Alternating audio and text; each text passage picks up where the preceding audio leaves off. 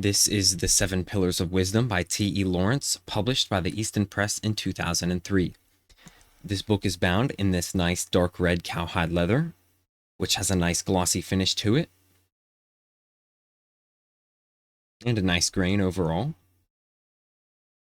although it's a bit uneven.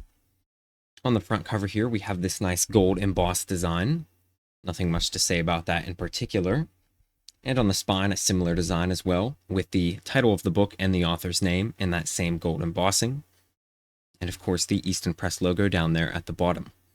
And the spine also has these fake spine hubs to give the book a little more depth on the shelf.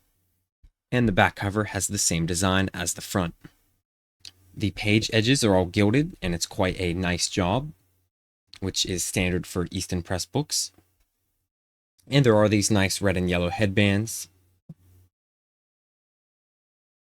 which match the colors of the book. Inside the cover, we have this nice copper silk moire end paper. And they're quite thick, and they've got a nice color as well. And then a silk ribbon marker here, which has a similar copper color and matches the end papers.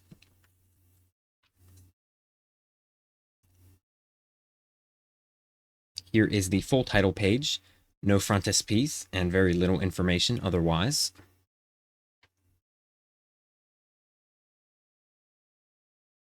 As you can see, this is the contents are a copy of the Doubleday and Company edition from 1935.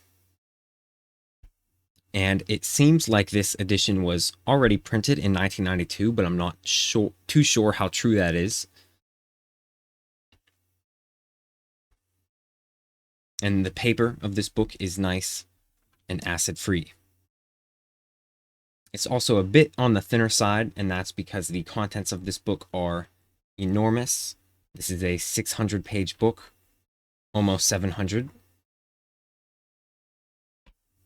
So the paper is definitely a bit thinner, but it is that nice acid-free paper, which will keep a crispy white appearance over time. Here are the contents of this book. A little dedication at the front. A synopsis of this book.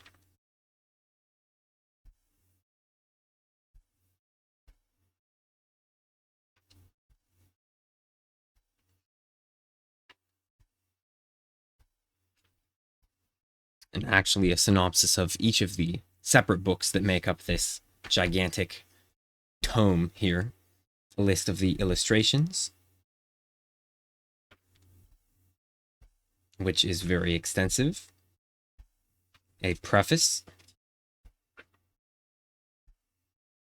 and into the actual book itself with a very brief introduction.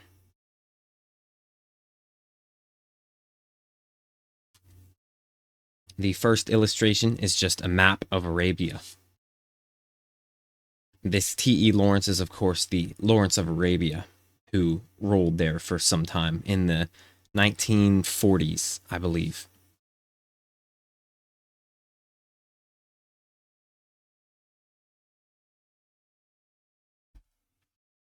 Maybe earlier than that. I'm not too sure.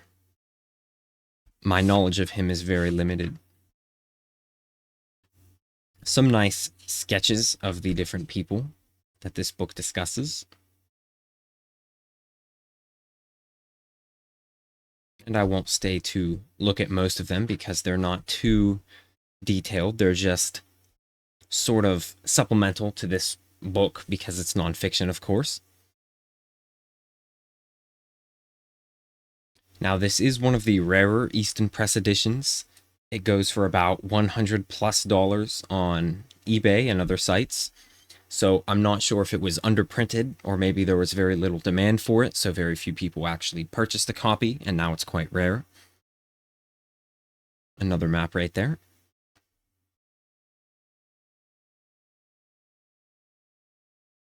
This is an actual photograph. So it seems that this book has a mix of photographs and sketches like this one here.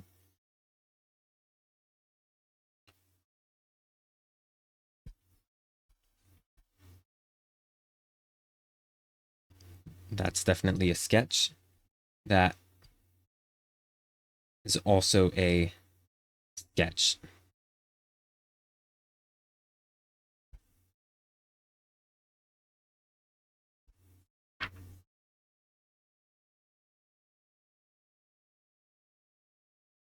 This book does lay nice and flat. As you can see, the binding's a little tight with the covers, so it doesn't lay flat touching the table, but it does stay open, which is fine. And once you get to around the middle of the book, the covers will mostly flatten out, but they don't fully touch the table, which is a little annoying, but not the worst. This one's a little different than the others that I've seen in this book.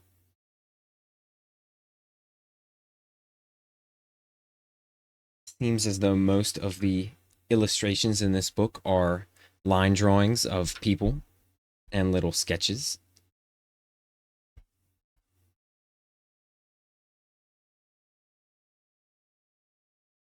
And I believe that this is nonfiction, which goes over extensively T.E. Lawrence's time ruling Arabia and all of the things that happened, and maybe things he's learned. I'm not sure why it's called the 7 Pillars of Wisdom.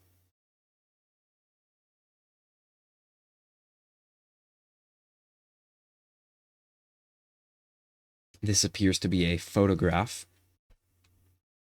So there's definitely a mix. Here is another photograph. As you can see, the covers get super tight once you get through most of the text blocks, so they start to lift up, and then of course it will close itself once you get to the end. And of course, at the back of this book, the same end papers as at the front, that nice copper color. That's all for this book. Overall, it's pretty nice quality-wise and well made overall. It's definitely not one of the cheapest editions of this book that you could find, but if you really like this book, then the price may be worth it to you. But overall, it's not bad at all. Thank you very much.